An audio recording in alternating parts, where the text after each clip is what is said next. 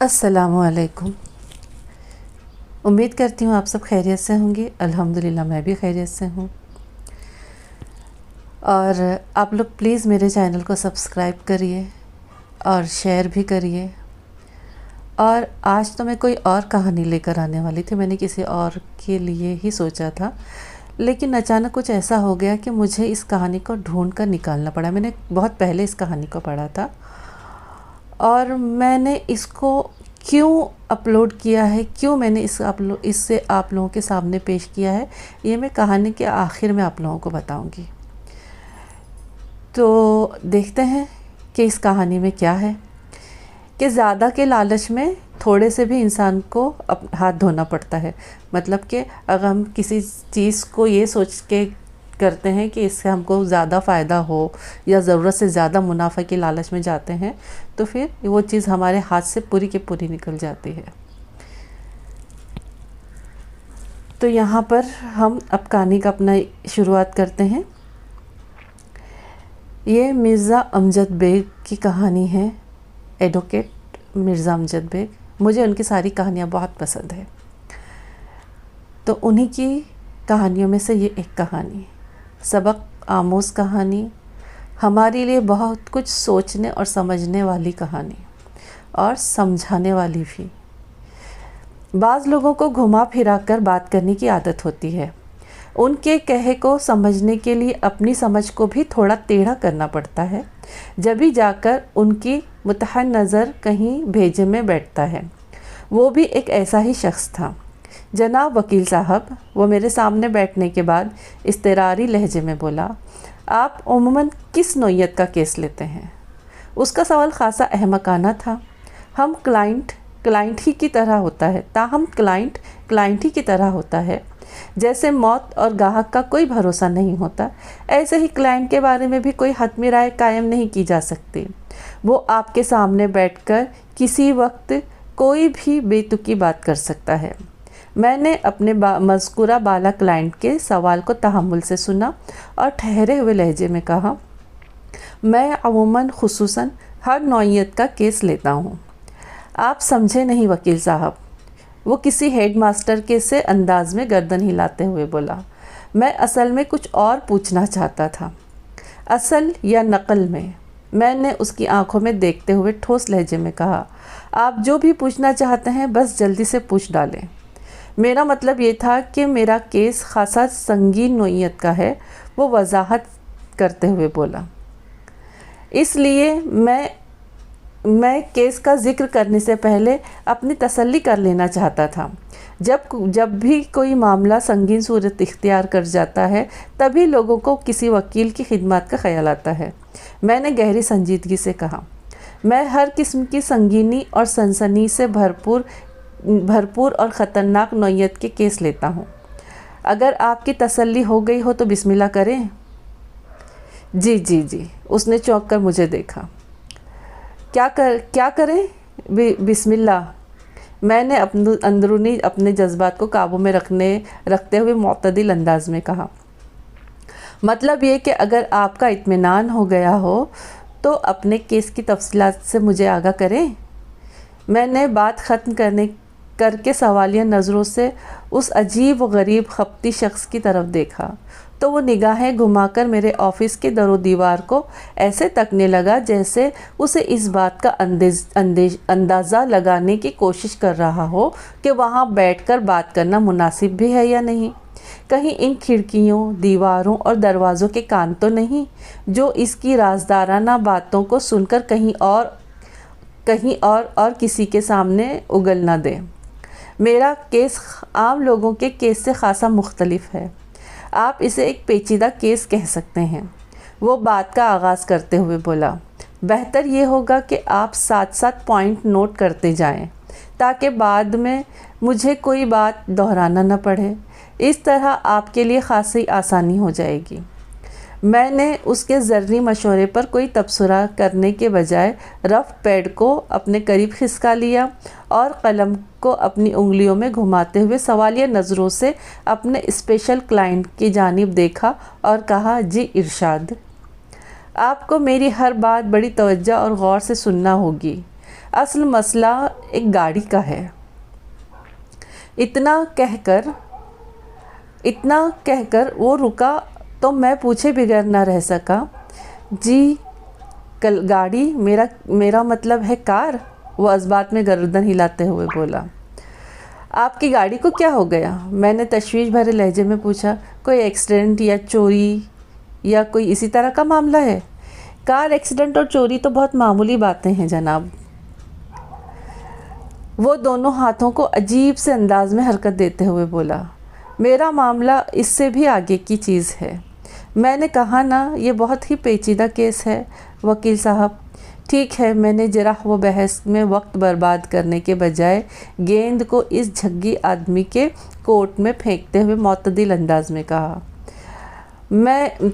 آپ اپنی کسی کار کے بارے میں کچھ فرما رہے تھے؟ جی ہاں، کار، وہ تائیدی انداز میں آنکھوں کو جنبش دیتے ہوئے بولا۔ 1 سال پہلے ہم نے قسطوں پر ایک کار خریدی تھی۔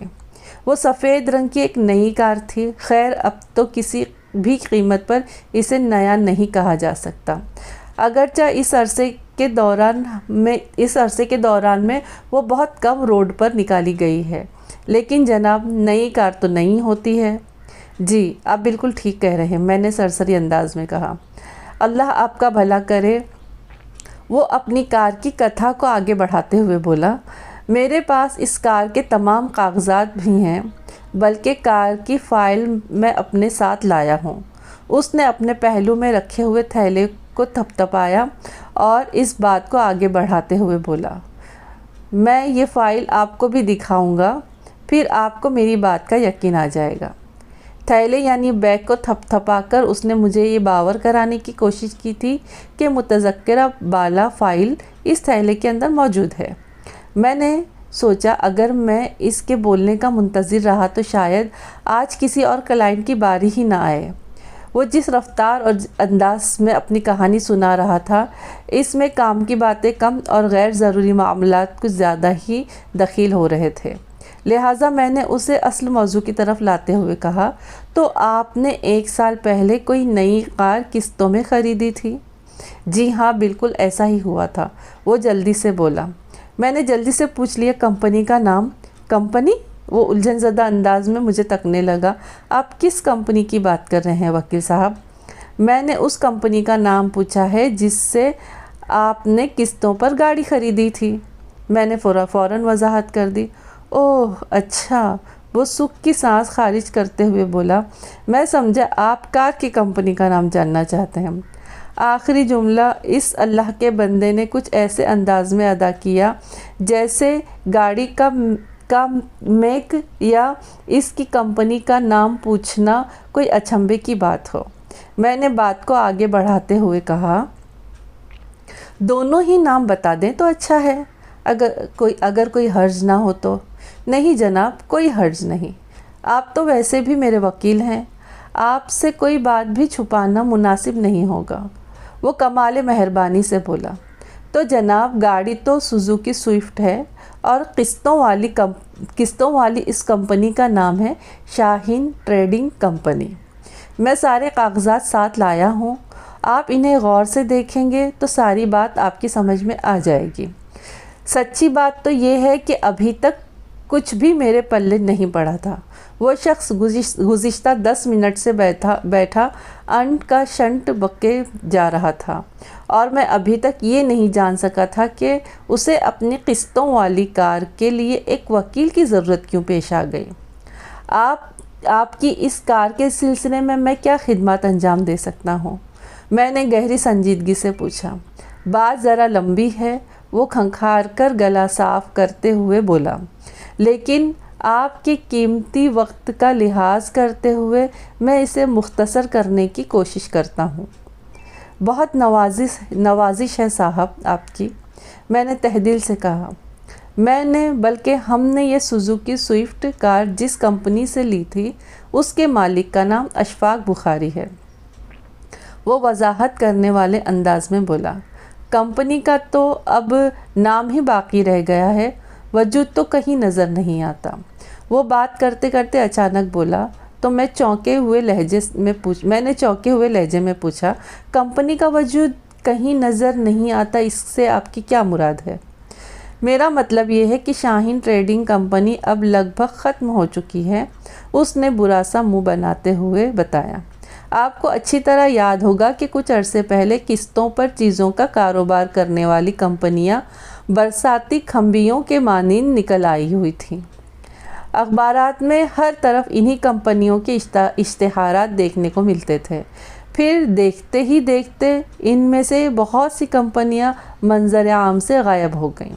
لمحاتی توقف کر کے اس نے ایک گہری سانس لی، پھر اپنی بات کو آگے بڑھاتے ہوئے بولا، میں نے گھر والوں کو منع کیا تھا کہ وہ قسطوں کے چکر میں نہ پڑیں، مگر کسی نے میرے مشورے پر کان نہیں دھرا اور خواہ مخواہ کی ایک مصیبت مول لے لی۔ ہم نے کمپنی کو 20,000 روپے ایڈوانس منی کے طور پر دیے، باقی کی رقم 3,000 ماہانہ قسط کی صورت میں ادا کرنا تھی۔ ہم نہایت پابندی کے ساتھ 6 ماہ تک قسطیں ادا کرتے رہے، لیکن پھر ایک نیا معاملہ اٹھ کھڑا ہوا۔ اتنا بتانے کے بعد اس نے ایسے انداز سے میری طرف دیکھا جیسے کہہ رہا ہو کہ میں سوال کروں، کون سا معاملہ؟ میں نے فوراً اس کی خواہش پوری کر دی۔ میں نے دلچسپی لیتے ہوئے پوچھا، کیسا نیا معاملہ؟ یہ الگ کہانی ہے، وہ بے اعتنائی سے بولا، لیکن چونکہ اس کہانی کا تعلق بھی شاہین ٹریڈنگ کمپنی کے مالک اشفاق سے جڑا ہوا ہے، اس لیے آپ کے علم میں لانا ضروری ہے۔ یا اللہ خیر، میں نے دل ہی دل میں کہا، سوالیہ نظروں سے اس کی طرف دیکھا۔ اشفاق بخاری نے بخاری انویسٹر کے نام سے ایک اور کمپنی کھول رکھی تھی، بلکہ اس کا آفس اب بھی موجود ہے، وہ وضاحت کرتے ہوئے بولا۔ اس نوعیت کی کھمبی مار کمپنیاں جب ایک ایک کر کے منظر عام سے ہٹنے لگی تو مجھے فکر لاحق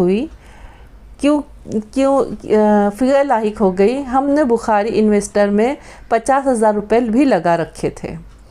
اس کے نئے انکشاف نے مجھے سیدھا ہو کر بیٹھنے پر مجبور کر دیا، اور میں قلم کو پیڑ پر رکھ کر سوالیہ نظروں سے اپنے اس انوکھے کلائنٹ کو دیکھنے لگا، اور وہ بات کو آگے بڑھاتے ہوئے بولا، جب کھمبی مار کمپنیوں کے مالکان غائب ہونے لگے تو ہم نے جا کر بخاری صاحب کو پکڑ لیا۔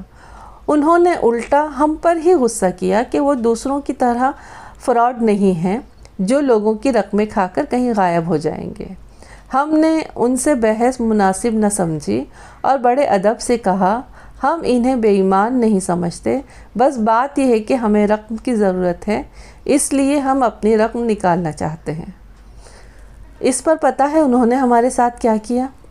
مجھے نہیں پتہ تھا، اس لیے میں نے نفی میں گردن ہلا دی۔ نہیں، انہوں نے ہمارے چکر لگوانا شروع کر دیے، وہ انکشاف انگیز لہجے میں بولا۔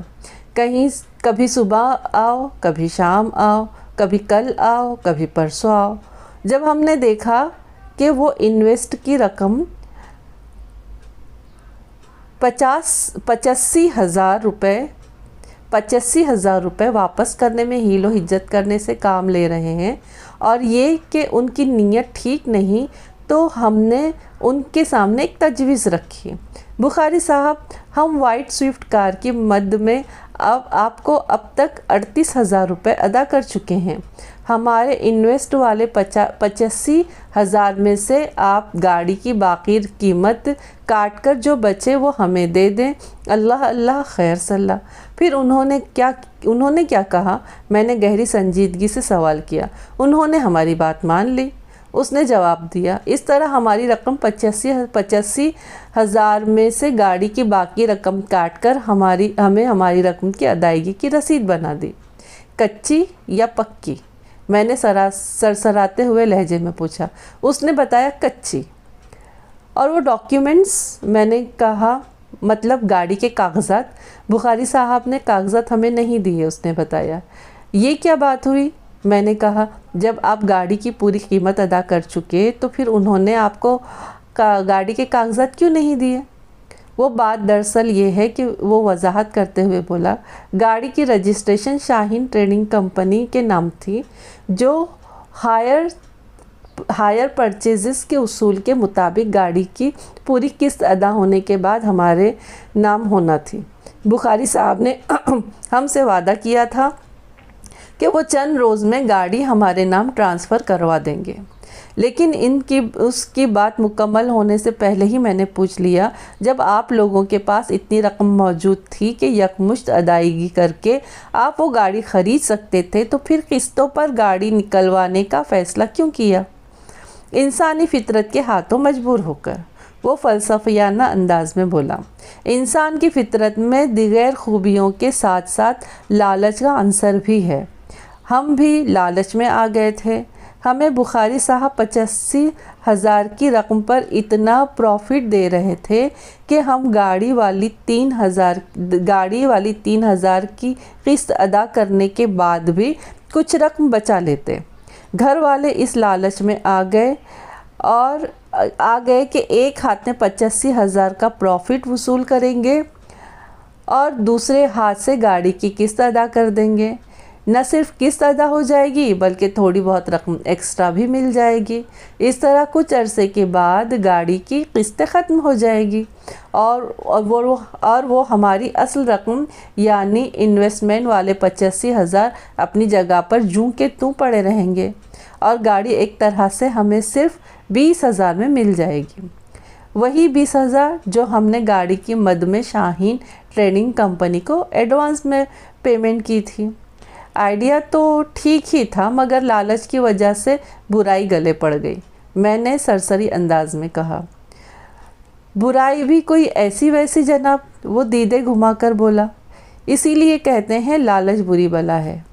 یہ بلا ایسی ہمارے گلے پڑی کہ اب تک بھگت رہے ہیں، اس خوف سے کہ وہ پٹری سے اتر کر کوئی نئی داستانیں شروع کر دے۔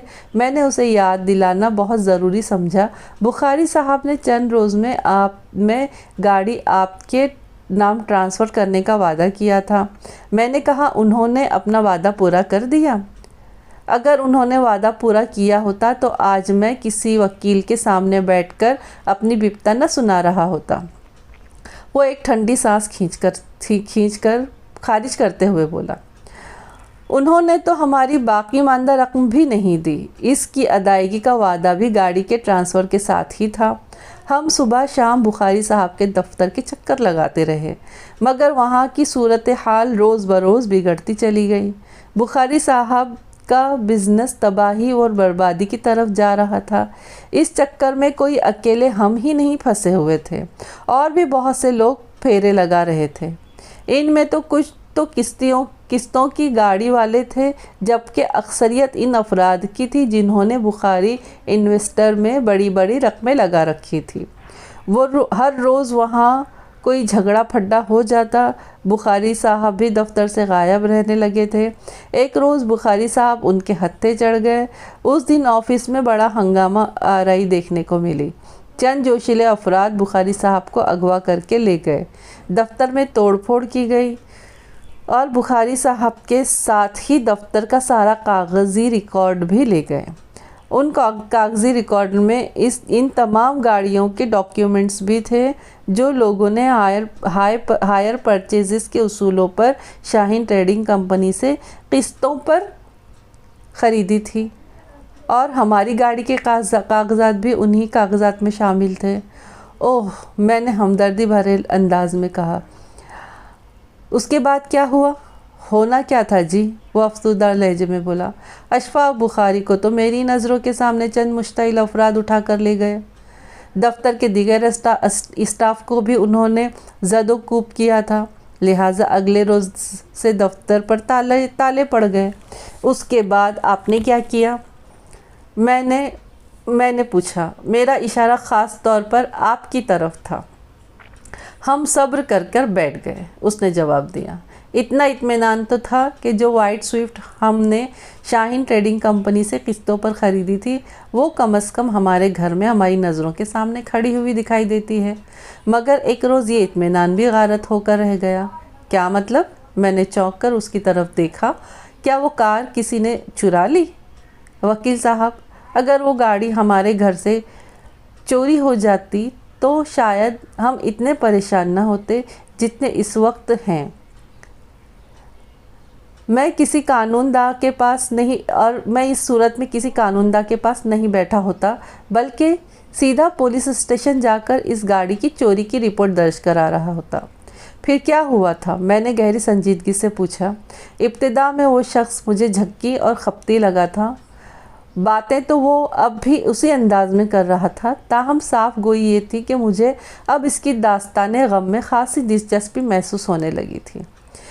ایک بات کا مجھے ابتدا ہی میں سے اندازہ ہو گیا تھا کہ اشفاق بخاری نام کا کردار کوئی بہت بڑا دھوکے باز اور فراڈ شخص تھا۔ میں نے انویسٹمنٹ کمپنیوں کے کئی کارنامے سن اور دیکھ رکھے تھے۔ ان دنوں بہت زیادہ پروفٹ کے لالچ میں لوگوں کو گھیر گھار کر انویسٹمنٹ کی طرف راغب کیا جا رہا تھا۔ بعض عاقبت نااندیش قسم کے لوگوں نے تو اپنا گھر بار، طلائی زیورات بیچ کر ان کمپنیوں میں پیسے لگا دیے تھے۔ رنگ برنگے کے جال بچھا کر بیٹھی ہوئی انویسٹمنٹ کمپنیاں ماہانہ 5% تک پروفٹ دے رہی تھی، یعنی 1 لاکھ ان کے پاس رکھوا اور ہر مہینہ اس رقم پر 5,000 پروفٹ حاصل کرتے رہو۔ لوگ تو یہی سوچ کر اس سنہرے جال میں پھنس رہے تھے کہ 20 مہینے میں 1 لاکھ روپے پروفٹ کما لیں گے، اور ان کے 1 لاکھ بھی اپنی جگہ محفوظ رہیں گے۔ یہ ایک ہائی پروفٹ مارجن تھا جو دل میں گدگدی کو جگاتا تھا کہ جیب اور گھر میں جو بھی رکھا ہے وہ ان کمپنیوں میں انویسٹ کر ڈالو۔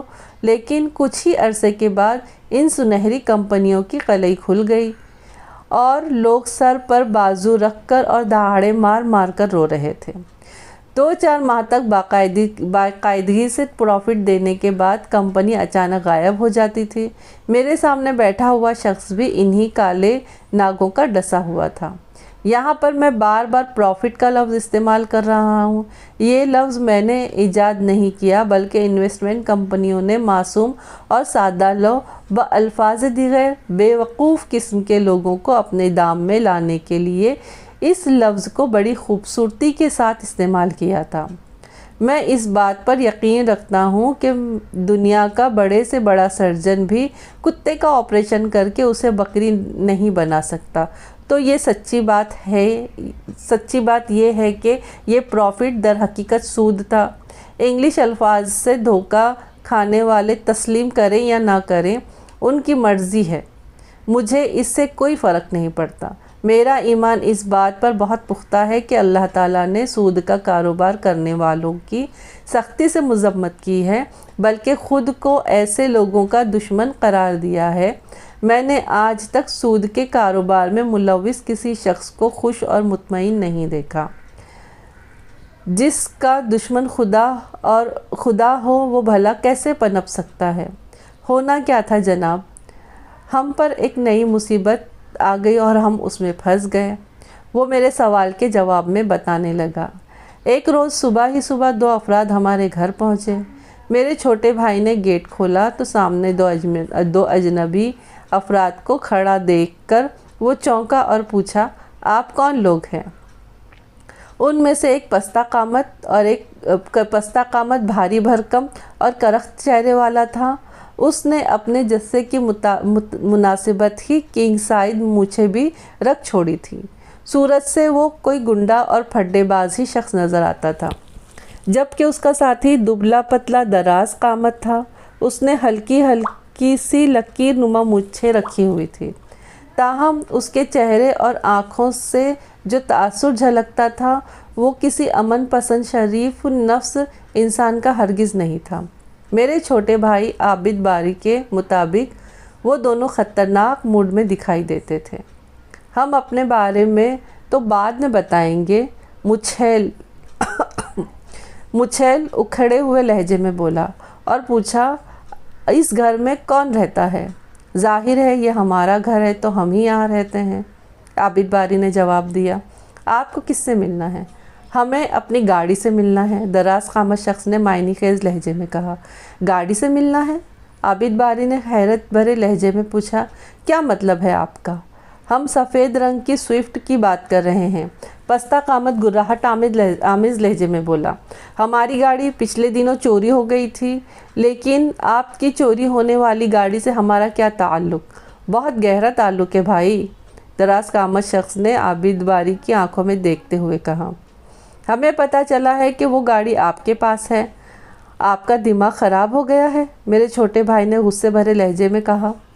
ہم کیا آپ کو گاڑیاں چرانے والے لگتے ہیں؟ دراز قامت نے میرے بھائی کی بات سننے کے بعد ذو معنی انداز میں اپنے ہٹے کٹے ساتھی کی طرف دیکھا اور بولا، یار اس نوجوان کا دماغ تو خاصا گرم لگتا ہے، گھی نکالنے کے لیے انگلی کو ٹیڑھا کرنا پڑے گا۔ پستہ قامت گینڈے نے سمجھانے والے انداز میں عابد باری سے کہا، دماغ کی گرمی انسان کو ہمیشہ نقصان پہنچاتی ہے، اور تم تو اوپر سے زبان دراز بھی ہو۔ تو عابد باری کے غصے میں اضافہ ہو گیا، تو یہ کہ تمہارا رویہ تمہیں کسی بڑی مصیبت میں پھنسا سکتا ہے۔ پستہ قامت مچھل پھنکارا، ہم ایسے ہی منہ اٹھا کر تمہارے دروازے پر نہیں چلے آئے، ہمارے پاس پکی اطلاع ہے کہ جس گاڑی کی ہمیں تلاش ہے وہ اس وقت تمہارے گھر کے اندر کھڑی ہے۔ کھڑی ہے یا نہیں؟ کھڑی ہے، مگر وہ ہماری اپنی گاڑی ہے، عابد باری نے ترکی بترکی جواب دیا۔ ہم نے اسے کہیں سے چرایا نہیں بلکہ رقم دے کر خریدا ہے۔ گیٹ پر یہ بحثا بحثی چل رہی تھی کہ میں بھی وہاں پہنچ گیا۔ اصل میں الگ صبح ان لوگوں نے ہمارے دروازے کی گھنٹی بجائی تھی تو اس کی آواز میں نے بھی سنی تھی۔ میرے سامنے بیٹھے ہوئے خالد باری نے اس قصہ دلچسپ کو آگے بڑھاتے ہوئے کہا، اور میں یہ بھی جانتا ہوں کہ عابد دروازہ کھولنے گیا تھا، چنانچہ 5 منٹ تک اس کی واپسی نہیں ہوئی تو مجھے گہری تشویش نے گھیر لیا اور میں دیکھنے گیٹ پر چلا آیا کہ آخر معاملہ کیا ہے۔ میری شکل بڑی حد تک اپنے بھائی عابد باری سے ملتی جلتی ہے۔ پستہ قامت نے بغور مجھے دیکھا اور بولا، تم دونوں مجھے سگے بھائی لگتے ہو۔ لگتے ہو کا کیا مطلب ہے؟ میں نے الجھن زدہ انداز میں باری باری ان دونوں گنڈا صورت اجنبی افراد کی طرف دیکھا اور بولا، ہم حقیقت میں سگے بھائی ہیں، مگر آپ کون ہو؟ میں کیا زہرا بیگم اسی گھر میں رہتی ہیں؟ اس نے اس نے میرے سوال کو نظر انداز کرتے ہوئے الٹا مجھ سے ہی سوال کر لیا۔ اس کے استفسار پر مجھے غصہ تو بہت آیا، تاہم صورتحال کی تہ تک رسائی حاصل کرنے کے لیے میں نے قدرے تحمل آمیز لہجے میں کہا، ہاں زہرا بیگم ہماری والدہ کا نام ہے اور ہمارے ساتھ اسی گھر میں رہتی ہیں، مگر آپ کون ہو اور ہماری والدہ کے بارے میں یہ صبح صبح کی کس قسم کی پوچھ گچھ کرتے پھر رہے ہو؟ ان دونوں میں سے کسی کے کچھ بولنے سے پہلے ہی عابد باری نے مختصر الفاظ میں مجھے سچویشن سے آگاہ کیا۔ اپنے بھائی کی بات سن کر تو میرا دماغ ہی الٹ گیا۔ میں نے جارحانہ انداز میں کہا، آپ لوگوں کو کوئی شدید نوعیت کی غلط فہمی ہوئی ہے، کسی نے آپ کو ہماری گاڑی کے بارے میں غلط اطلاع دی ہے۔ اندر جو سفید سوزوکی سوئفٹ کھڑی ہے وہ ہماری ذاتی ملکیت ہے۔ دراز قامت شخص نے اپنے ساتھی کی جانب دیکھتے ہوئے کہا، یار شہبازی، یہ بھائی تو کچھ زیادہ ہی سیانہ لگتا ہے، میرا خیال ہے یہ لوگ شرافت سے نہیں مانیں گے۔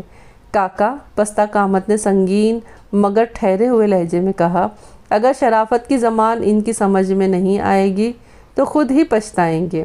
بہرحال ایک اور کوشش کر کے دیکھ لیتے ہیں۔ مجھے ان دونوں گنڈا صورت افراد کی باہمی گفتگو کسی گہری سازش کی بو محسوس ہونے لگی تھی۔ میں نے درست لہجے میں کہا، یہ تم لوگ کیا بکواس کر رہے ہو؟ ابھی تک تو ہم نے کوئی بکواس نہیں کی، پستہ قامت شہبازی نے بڑی رسان سے کہا، اور تمہارے لیے بہتر بھی یہی ہے کہ ہمیں کسی قسم کی بکواس پر مجبور نہ کرو۔ لمحاتی توقف کر کے اس نے ایک گہری سانس لی، پھر اپنی جیب سے ایک طے شدہ کاغذ نکال کر اسے کھولتے ہوئے بولا، ابھی دودھ کا دودھ اور پانی کا پانی الگ ہو جاتا ہے۔ میں الجھن زدہ انداز میں اس کے ہاتھوں کی حرکت کو دیکھنے لگا۔ اس نے مذکورہ کاغذ کھول کر میری جانب بڑھاتے ہوئے پوچھا، کیا اسی نمبر کی گاڑی تمہارے گھر کے اندر کھڑی ہے؟ میں نے وہ نمبر دیکھا تو چونک اٹھا۔ گاڑی پر مارکر کی مدد سے جو نمبر لکھا گیا تھا وہ ہماری سفید سوئفٹ کا نمبر تھا۔ میں نے اس بات میں گردن ہلاتے ہوئے کہا، ہاں بالکل یہ اسی گاڑی کا نمبر ہے جو اندر کھڑی ہے، مگر یہ ہماری گاڑی ہے۔ اگر یہ گاڑی تمہاری ہے تو پھر تمہارے پاس اس گاڑی کی ملکیت کا کوئی ثبوت ہوگا، کوئی ٹھوس ثبوت؟ شہبازی نے سرسراتے ہوئے لہجے میں مجھ سے دریافت کیا۔ اس کی دیکھا دیکھی دراز قامت کاکا نے بھی مجھ سے پوچھ لیا، مثلاً گاڑی کے رجسٹریشن وغیرہ کی کاغذات؟ جب سے میں گیٹ پر پہنچا تھا، عابد باری چپ چاپ ایک طرف کھڑا ہو گیا تھا۔ ان لوگوں کی ساری گفتگو مجھ ہی سے ہو رہی تھی۔ ان کے استفسارات کے جواب میں نے مستحکم انداز میں کہا، ہاں میرے پاس ہیں اس گاڑی کے مکمل کاغذات۔ میرے جواب پر شہبازی اور کاکا نے بے یقینی سے ایک دوسرے کو دیکھا اور کاکا نے مجھ سے مخاطب ہوتے ہوئے کہا، پھر تو سارا جھگڑا ہی ختم ہو گیا۔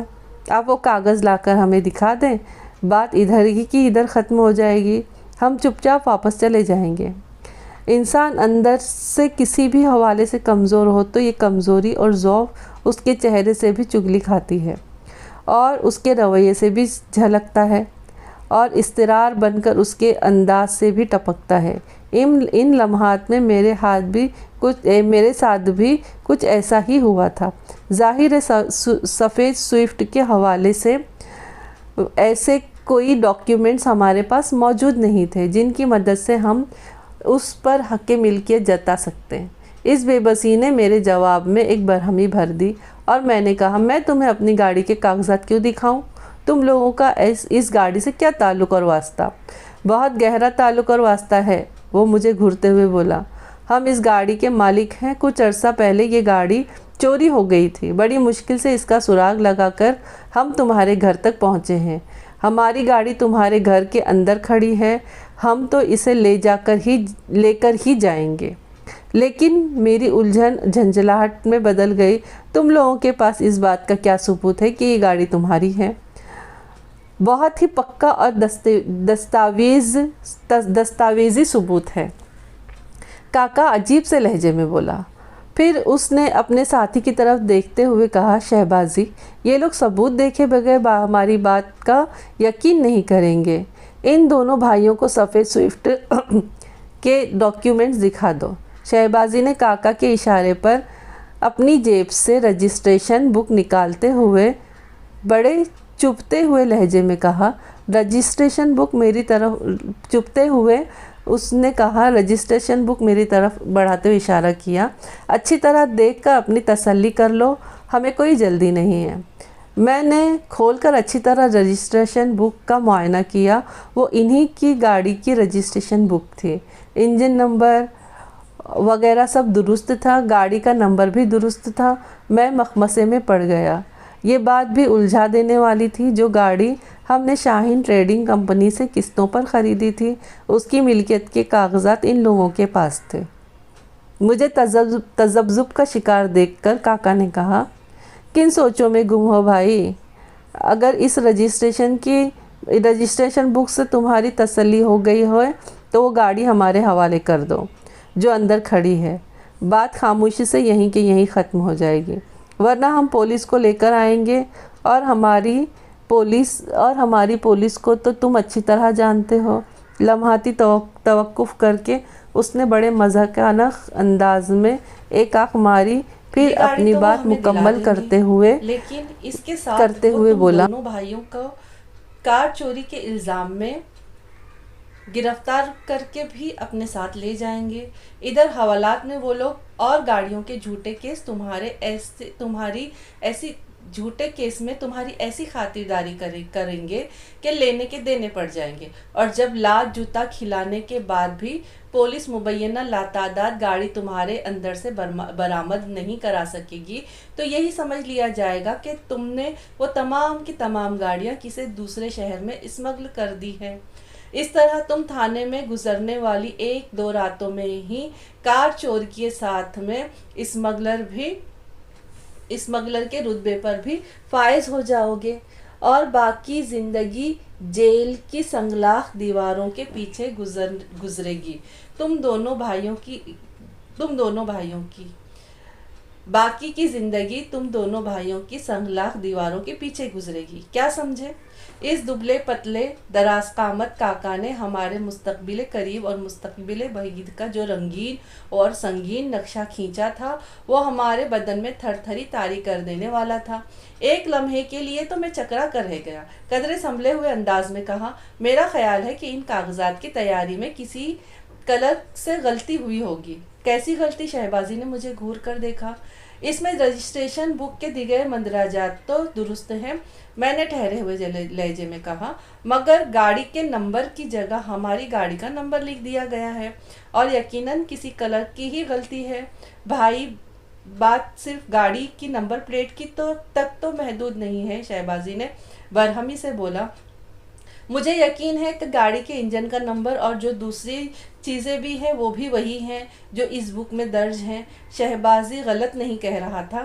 تھوڑی دیر بعد میں نے بغور رجسٹریشن بک میں یہ چیزیں چیک کر چکا تھا اور سرے دست میری سمجھ میں نہیں آ رہا تھا کہ یہ سب کیا ہوا ہے. میں نے ایک اور زاویے سے اپنی صفائی پیش کرنے کی کوشش کی. دیکھیں بھائی صاحب، اندر جو سوئفٹ کھڑی ہے وہ ہم نے شاہین ٹریڈنگ کمپنی سے قسطوں پر خریدی تھی. پچھلے ماہ ہی اس کی ادائیگی مکمل ہوئی ہے. یہ گاڑی گزشتہ 5-6 ماہ سے ہمارے قبضے میں ہے. بھائی اگر تم سچے ہو تو اس گاڑی کے کاغذات لا کر ہمیں دکھا دو. کاکا نے بڑی بدتمیزی سے کہا. آخر تم لوگوں نے رجسٹریشن بک حاصل کیے بغیر تو مکمل ادائیگی نہیں کی ہوگی نا؟ وہ بات دراصل یہ ہے جناب، میں نے صاف گوئی کا مظاہرہ کرتے ہوئے انہیں حقیقت سے آگاہ کر دیا. جیسا کہ میں نے آپ کو بتایا ہے کہ ہم نے سفید سوئفٹ شاہین ٹریڈنگ کمپنی سے خریدی ہے. اس کمپنی کے مالک ہیں اشفاق بخاری. بخاری صاحب کو ایک انویسٹمنٹ کمپنی بھی ہے جس کا نام بخاری انویسٹر ہے. ہم نے 6 ماہ پہلے گاڑی کا قبضہ تو حاصل کر لیا تھا اور یہ ہمارے استعمال میں بھی آ گئی تھی، لیکن اس کی رجسٹریشن بک تیار ہونے سے پہلے ہی ایک سنگین واقعہ پیش آ گیا. کاکا قطع کلامی کرتے ہوئے بولا، کیسا واقعہ؟ کچھ لوگوں نے بخاری صاحب کو اغوا کر لیا تھا. میں نے بتایا. بخاری صاحب کے ساتھ ہی دفتر کا سارا ریکارڈ بھی اٹھا کر لے گئے تھے. انہی کاغذات کے اندر ہماری گاڑی کی رجسٹریشن بک بھی تھی. تو اس کا مطلب یہ ہوا کہ تمہارے پاس اس گاڑی کے کاغذات نہیں ہیں. کاکا نے سرسراتی ہوئی آواز میں کہا، اور ہمارے پاس ہیں. شہبازی کے ہونٹوں پر زہریلی مسکراہٹ نمودار ہوئی. لہٰذا جس کے پاس گاڑی کی ملکیت کے کاغذات ہوں گے یہ گاڑی اسی کی ملکیت کہلائے گی. تم شرافت سے گاڑی ہمارے حوالے کر دو تو اچھا ہے، ورنہ یہ کام ہم زبردستی بھی کر سکتے ہیں. اس بات کا اندازہ تو تم لوگوں کو ہمارے تیور دیکھ کر ہو ہی گیا ہوگا. دیکھیں آپ لوگ جلدی نہ کریں، میں نے بات بنانے کی غرض سے کہا. بخاری صاحب کو بدماشوں کی قید سے واپس آ جانے دیں. میں خود آپ لوگوں کو ان کے پاس لے کر جاؤں گا. وہ اس بات کی گواہی دیں گے کہ یہ گاڑی میں نے ان کی ٹریڈنگ کمپنی سے خریدی ہے. پھر آپ کو تسلی ہو جائے گی. تو آپ کا یہ خیال ہے کہ بخاری بدماشوں کی قید میں ہے؟ کاکا مجھے تیز نظروں سے گھورتے ہوئے بولا. جی ہاں بالکل. میں نے اسبات میں گردن ہلائی. میں نے خود اپنی آنکھوں سے وہ منظر دیکھا تھا. انہیں گنڈے اغوا کر کے لے گئے تھے. کاکا نے معنی خیز انداز میں شہبازی سے کہا، یار شہبازی، یہ بندہ ہمیں ڈاکو اور بدماش کہہ رہا ہے. میں نے آپ لوگوں سے تو کچھ نہیں کہا. میں نے حیرت بھری نظر سے باری باری ان دونوں کی طرف دیکھا. میں نے تو ان لوگوں کا ذکر کیا ہے جو بخاری صاحب کو اغوا کر لے گئے تھے. بخاری کو کسی نے اغوا نہیں کیا بھائی، اور نہ ہی ہم گنڈے اور بدماش ہیں. شہبازی غسیلے لہجے میں بولا، یہ حساب کتاب کا معاملہ ہے. 10 لاکھ کوئی معمولی رقم نہیں ہوتی. اس کا مطلب یہ ہے کہ تم ہی لوگوں نے اپنی رقم کے وصول کرنے کے لیے اشفاق بخاری کو اغوا کیا ہے. میں نے سرسراتے ہوئے لہجے میں کہا، تم خواہ مخواہ کی بحث میں پڑھ کر معاملے کو الجھا رہے ہو. شہبازی نے اپنے پہلو کو تھپتھپاتے ہوئے درستی سے کہا، بخاری کو فی الحال جہنم میں ڈالو اور وہ گاڑی ہمارے حوالے کر دو جو اندر کھڑی ہے۔ شہبازی نے اپنے جس پہلو کو دانستہ تھپتھپایا تھا وہاں مجھے ایک واضح ابھار نظر آیا۔ ایسا ہی ایک بھاری ابھار کاکا کے پہلو میں بھی تھا، جس کا مطلب یہ تھا کہ ان کے لباس کے نیچے آتشی ہتھیار موجود ہے۔ شہبازی کا پہلو کو تھپتھپانا ایک طرح کی خطرناک دھمکی تھی۔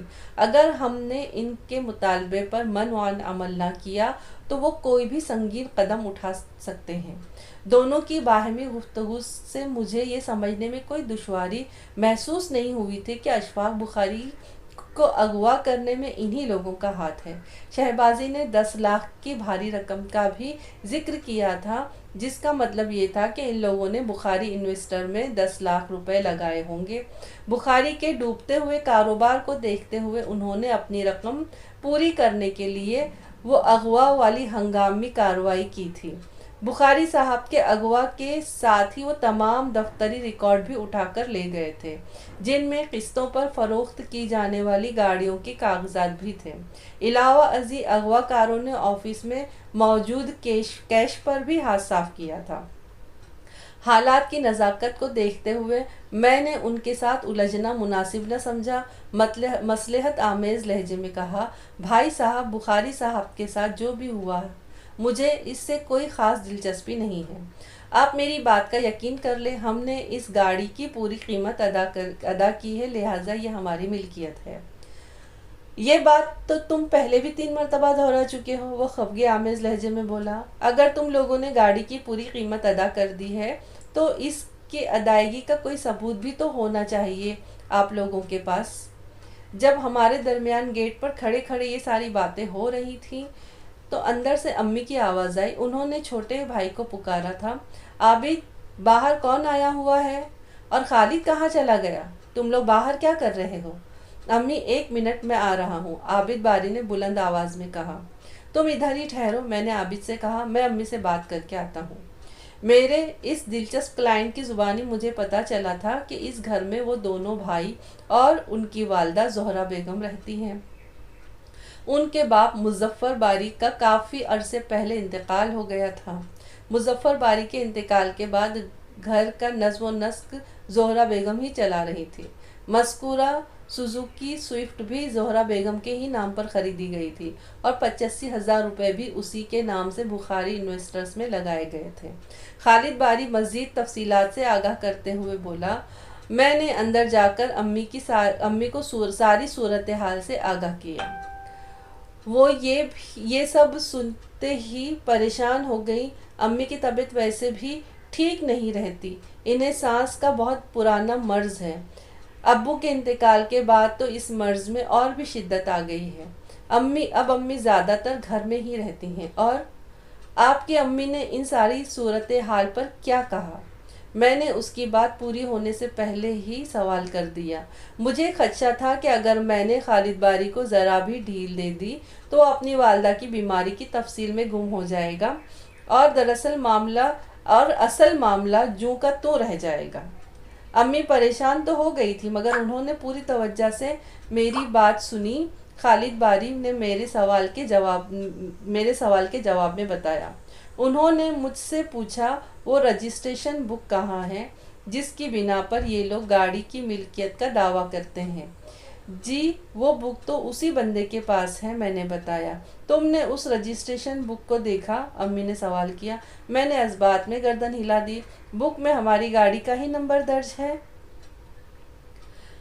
امی نے پوچھا۔ جی امی، میں نے کہا، بک کے اندر اور انجن اور چیمبر کے نمبر بھی درج ہیں۔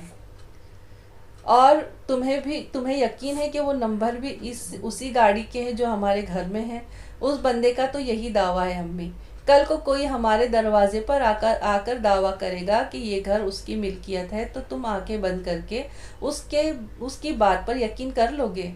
امی نے مجھے گھور کر دیکھا۔ اور یہ گھر اپنے مرحوم باپ کی آخری نشانی اس کے حوالے کر دو گے؟ یہ بات آنکھیں بند کر کے یقین کرنے کی نہیں ہے، میں نے جھنجھلا کر کہا۔ میں نے گاڑی کا انجن اور دوسرے اندراجات جو مجھے زبانی یاد نہیں ہے، جو اس رجسٹریشن بک میں دیکھتے ہی میں تصدیق کر دیتا۔ تو تم نے محض گاڑی کی نمبر پلیٹ والا نمبر دیکھ کر ہی ان کی بات مان لی کہ امنی آپ کیسی باتیں کر رہی ہیں؟ میری جھنجھلاہٹ میں کئی گنا اضافہ ہو گیا۔ میں اس کی بات کیسے مان سکتا ہوں؟ یہ گاڑی ہماری ہے، ہم نے شاہین ٹریڈنگ کمپنی سے قسطوں پر خریدی ہے۔ اس شخص نے تو مجھے پیشکش بھی کی تھی کہ میں اندر جا کر گاڑی کا انجن اور دوسرے اندراجات دیکھ کر کے اپنی تسلی کر لوں، لیکن جب میں نے اس کام کے لیے اس سے رجسٹریشن بک مانگی تو اس نے ایک عجیب و غریب مطالبہ کر دیا۔ کیسا مطالبہ؟ امی نے حیرت بھری نظر سے مجھے دیکھا۔ وہ بولا، میں کوئی الو کا پٹھا نہیں ہوں جو اپنی گاڑی کی رجسٹریشن بک تمہارے حوالے کر دوں۔ میں نے امی کو بتایا، اس بندے نے واضح الفاظ میں کہہ دیا تھا کہ میں بھی تمہارے ساتھ اندر چلوں گا۔ جب اس نے گھر میں اندر داخل ہونے کی بات کی تو مجھے شک ہوا کہ وہ کسی بہانے گھر کے اندر گھسنے کی کوشش کر رہا ہے۔ میں چونکہ اسے ایسی اجازت نہیں دے سکتا تھا، اس لیے اس کی بات ماننے سے انکار کر دیا۔ یہ تم نے بہت اچھا کیا، امی نے ستائشی نظروں سے مجھے دیکھا۔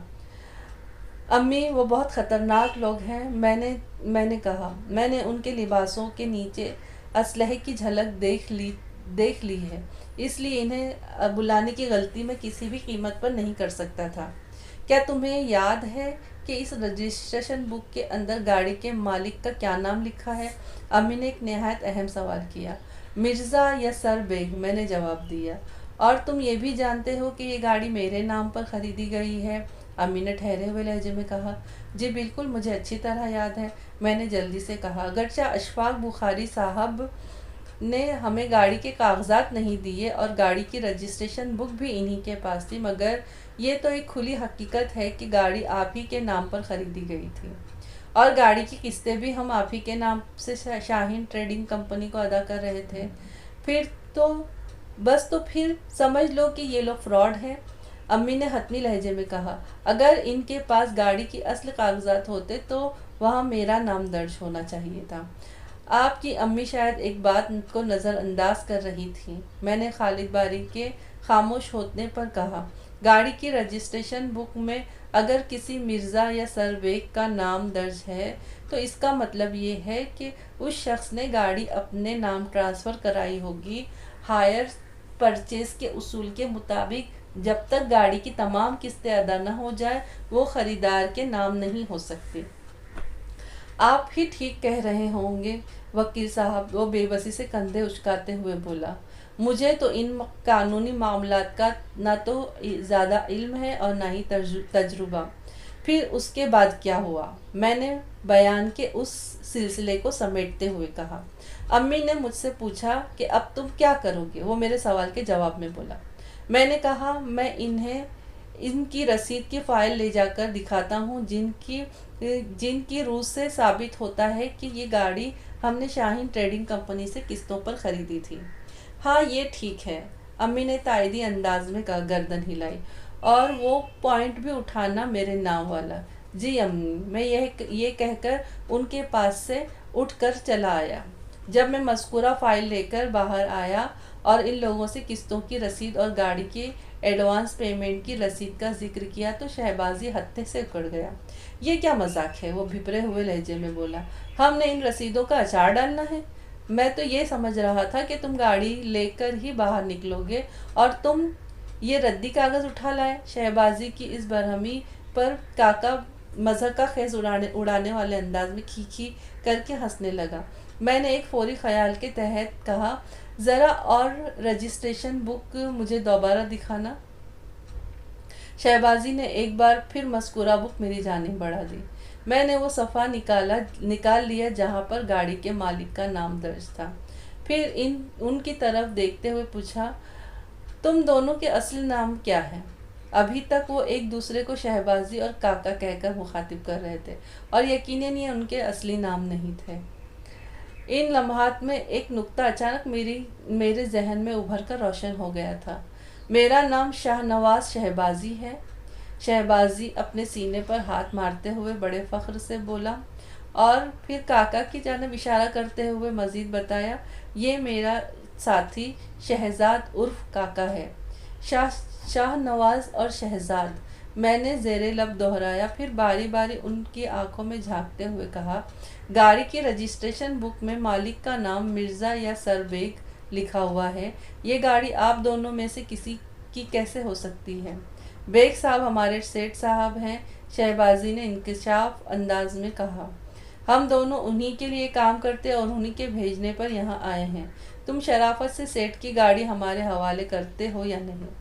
شہبازی نے دھمکی آمیز انداز میں جملہ ادھورا چھوڑا تو میں ایک ٹھوس پوائنٹ پر کھیلتے ہوئے مضبوط لہجے میں بولا، دیکھو بھائی، ہمارے گھر کے اندر جو گاڑی کھڑی ہے وہ 100% ہماری ملکیت ہے، اور تم لوگ جس رجسٹریشن بک کی بنا پر اس گاڑی کا مالک ہونے کا دعویٰ کر رہے ہو اس کی میری نظر میں کوئی اہمیت نہیں ہے۔ میں تو اس موضوع پر تم لوگوں سے بات بھی کرنے کو تیار نہیں۔ ہاں البتہ، میں نے سانس لینے کے لیے رکا، پھر ٹھہرے ہوئے لہجے میں اضافہ کیا، میں اس شخص سے بات کر سکتا ہوں جس کا نام اس رجسٹریشن بک میں درج ہے، یعنی تم لوگوں کا سیٹھ مرزا یا سر بیگ۔ ہمیں سیٹھ ہی نے تمہارے پاس بھیجا ہے، شہبازی نے تپتے ہوئے لہجے میں کہا۔ سوری، میں نے نفی میں گردن ہلا دی، ہم اس گاڑی کے سلسلے میں صرف مرزا یا سر بیگ سے ہی بات کر سکتے ہیں، اور کسی ایرے گہرے یا نتھو خیرے سے نہیں۔ جب انہوں نے میرا اٹل انداز دیکھا تو پہلے تو انہوں نے آنکھوں ہی آنکھوں میں ایک دوسرے کو خفیہ اشارے کیے، پھر شہبازی نے مجھ سے کہا، کوئی بات نہیں، اب ہم سیٹھ صاحب کو ہی ساتھ لے کر آئیں گے، لیکن ایک بات کا خیال رکھنا۔ کون سی بات؟ میں نے پوچھا۔ یہ گاڑی آپ لوگوں کے پاس سیٹھ کی امانت ہے، وہ تنبیہی انداز میں میری جانب انگلی سے اشارہ کرتے ہوئے بولا، اس میں کوئی گڑبڑ یا خرابی نہیں پیدا کرنا۔ میں نے اس بات میں گردن ہلا دی، وہ دھمکی آمیز میں ہمیں گھورتے ہوئے وہاں سے رخصت ہو گیا۔ میں نے سکھ کی سانس لی۔ اب آپ کے سامنے بیٹھا ہوں، یہ ہے اب تک کی داستان، اس سے آگے کیا ہوگا میں کچھ نہیں جانتا۔ وکیل صاحب، خالد باری اپنی بپتا سنانے کے بعد خاموش ہو گیا تو میں نے پوچھا، یہ کتنے عرصے پہلے کا واقعہ ہے؟ جی، کون سا واقعہ؟ وہ ہونکوں کی طرح منہ کھول کر بولا، شہبازی اور کاکا کی تمہارے گھر آمد والا واقعہ۔ میں نے ایک ایک لفظ پر زور دیتے ہوئے کہا، جب وہ تمہاری گاڑی پر مرزا یا سر بیگ کا حق ملکیت جتانے آئے تھے۔ یہ 2 دن پہلے کی بات ہے، اس نے جواب دیا۔ کیا ان 2 دنوں میں شہبازی اور کاکا نے دوبارہ بھی کوئی چکر لگایا ہے تمہارے گھر کا؟ میں نے پوچھا۔ اکیلے یا اپنے سیٹھ کے ساتھ؟ نہیں جناب، وہ نفی میں گردن ہلاتے ہوئے بولا۔ اس دن کے بعد وہ دوبارہ نظر نہیں آئے۔ بات ختم کرتے ہی خالد باری نے اپنے بیگ میں سے وہ تمام کاغذات نکال کر میرے حوالے کر دیے جو کسی نہ کسی حوالے سے اس سفید سوئفٹ سے تعلق رکھتے تھے۔ میں نے مذکورہ کاغذات کا جائزہ لیا۔ ان میں ایک رسید تو وہ تھی جو گاڑی کے ایڈوانس کی رقم یعنی 20,000 روپے کی تھی۔ اس کے بعد وہ 6 رسیدیں بھی موجود تھیں جو ماہانہ قسط کے ذیل میں تھی، یعنی 3,000 روپے کی ادائیگی کی 6 رسیدیں۔ اس کے علاوہ ایک کچی رسید 62,000 روپے کی تھی۔ کچی اور پکی رسید میں آپ یہ فرق سمجھے کہ پکی رسیدیں وہ تھیں جو شاہین ٹریڈنگ کمپنی کے باقاعدہ پرنٹڈ رسید بک سے جاری کی گئی تھی، اور ان پر نام و تاریخ کے علاوہ کمپنی کی مہر بھی ثبت تھی۔ البتہ میں نے جس کچی رسید کا ذکر کیا وہ سادہ کاغذ پر 62,000 روپے کی وصولی کی رسید تھی۔ یہ رسید بخاری کی طرف سے 62,000 روپے وصول کرنے کی ضمن میں دی گئی تھی، جس پر اشفاق بخاری نے اپنے دستخط بھی کیے تھے۔ تاہم اس رسید سے یہ کہیں ظاہر نہیں ہوتا تھا کہ یہ رقم اشفاق کو کس مد میں دی گئی تھی۔ دراصل خالد باری اینڈ کمپنی وہ گاڑی کل قیمت 1,00,000 روپے میں شاہین ٹریڈنگ کمپنی سے خریدی تھی۔ 20,000 ایڈوانس اور باقی رقم 3,000 روپے ماہانہ قسط کی صورت میں ادا کرنے تھے، جو کہ صرف 6 ماہ تک 18,000 ہی ادا کیے گئے تھے۔ اس طرح افراتفری سے پہلے ان لوگوں نے شاہین ٹریڈنگ کمپنی کو 20 جمع 18 یعنی 38,000 روپے ادا کر دیے تھے۔ باقی کے بخاری نے انویسٹمنٹ اور والے 85,000 میں سے کاٹ لیے تھے اور 23,000 انہیں واپس کر دیے تھے، اور عام اور سادہ حساب کے مطابق ان لوگوں نے پورے 1 لاکھ ادا کر دیے تھے اور گاڑی خریدی تھی، لیکن حقیقت یہ تھی کہ نہ تو ان کے پاس گاڑی کے کاغذات تھے اور نہ ہی رجسٹریشن بک۔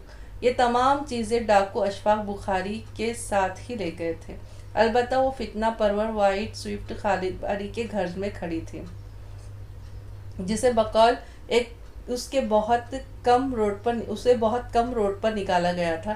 اس کے بعد جو حالات پیش آئے تھے وہ آپ خالد باری کی زبانی بڑی تفصیل سے سن چکے